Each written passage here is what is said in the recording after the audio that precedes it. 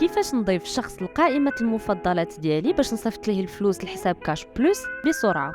اولا كنكليكي على ارسال الاموال وكنختار ارسال الاموال الى كاش بلس. من بعد في رقم هاتف المستفيد كنكليكي على سجل الهاتف، وهنا كنختار الشخص اللي بغيت نرسل ليه.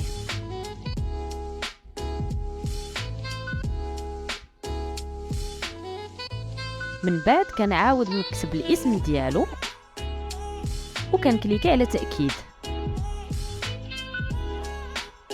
وهنا كيولي عندي هذاك الشخص في لائحة أرقامي المفضلة، وكيسهل عليا أنني نصيفط ليه الفلوس في المرة القادمة. هنا كنكليكي على الشخص المفضل، كندخل المبلغ، السبب، وكنكليكي على تأكيد، وهنا كنكون رسلت للشخص المفضل ديالي بسرعة.